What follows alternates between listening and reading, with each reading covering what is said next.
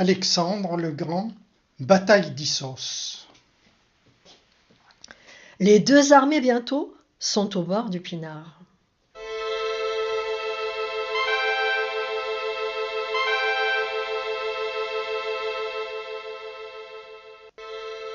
Pour concentrer sa force, Alexandre a placé les unités d'élite au milieu des éthers. L'on eût dit un rempart, la vivante muraille dont chaque homme semblait un moellon cimenté. Les Perses déployaient leurs unités mêlées. Comme un cobra sans tête agitant ses replis, que les écus d'osier couvraient tels des écailles.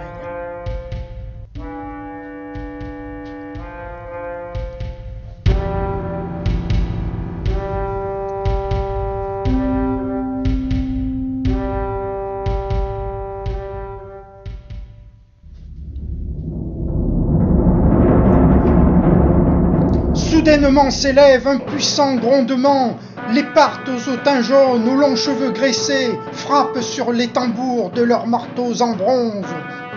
Puis un cri violent sort des buccines mysiennes. Lors vers les Thessaliens se ruent les géants scythes que suivent lentement les pesants pachydermes. Braquant son bouclier, chacun des phalangites dresse devant son corps une paroi de fer. L'archer étolien cherche un trait dans son carquois, chaque sarissophore attache un dard aigu, le frondeur crétois place une balle en ses cordes.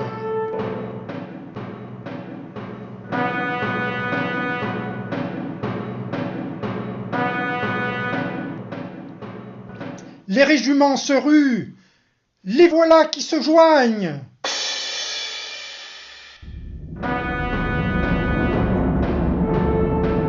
Formidable choc, épouvantable, incroyable, tumulte indescriptible où se confondant monte le tintement léger des pectoraux heurtés, le bruit des javelots fracassant les écus dans la sourde clameur des longs barrissements, le bronze mord la chair, le fer perce le cuir, de leurs griffes pointues les scorpions déchiquettent, les traits piquent la terre ou fusent dans les corps.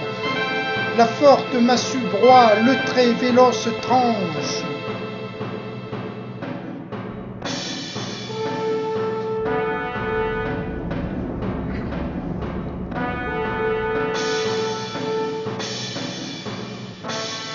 Les cavales du roi, par les housses gênées se couchant vers le sol, entre elles se meurtrissent.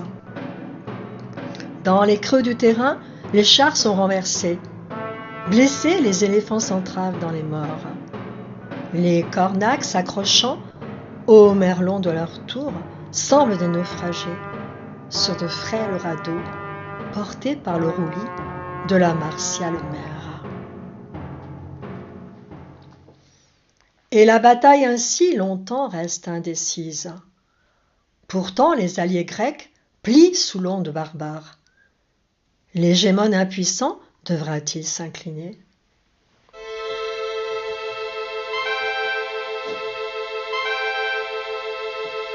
Le voici protégé par ses fidèles gardes, le regard assuré, le visage impassible, malgré l'atroce lutte et malgré le danger. Près de lui sont massés les ilesses redoutables, son œil d'aigle parcourt le front de l'ennemi. Loin, vers la gauche, il voit un groupe de Moschiens dont les casques de bois et les sangles de cuir ne peuvent repousser les fiers argiraspides. C'est alors qu'Alexandre avertit les éthers. Le timbre d'un buccin dans la vallée résonne. Le fatidique arrêt du sort déterminant, revers ou bien succès, victoire ou bien défaite.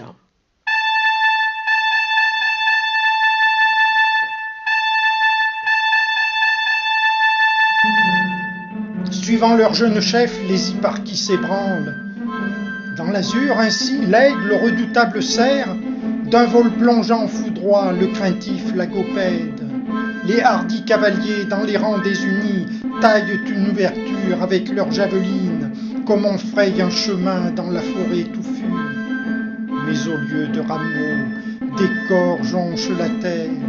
Tenant son bouclier où fulgurait hideuse la tête de Gorgone au fascinant regard, l'hégémone impérieux combattait sans relâche.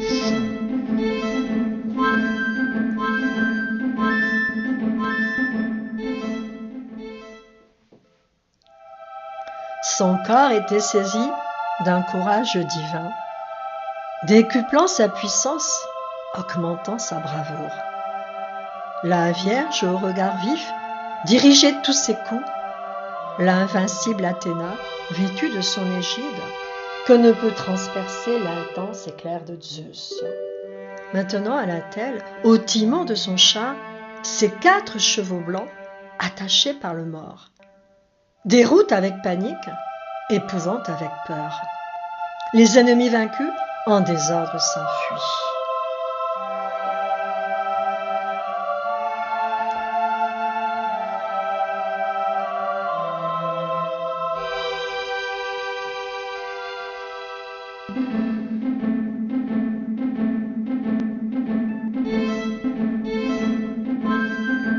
Sans perdre un seul instant, par la brèche entr'ouverte, fondent les premiers Grecs vers les rangs à l'arrière.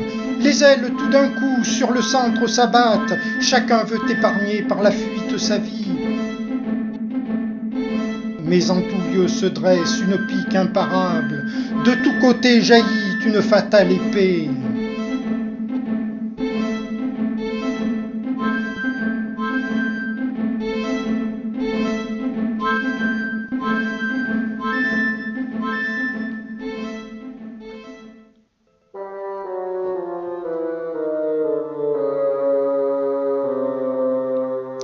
Traqué sur chaque front, le guerrier sans défense, vers lui voit s'avancer la mort inévitable. Sa gorge est traversée par une lame aiguë. De la béante plaie sourd un flot de sang rouge. Puis un nuage sombre en son regard s'étend. Brave soldat hier, défendant sa patrie, maintenant le voici, pitoyable cadavre. Lors, sans le remarquer, un hoplite l'enjambe.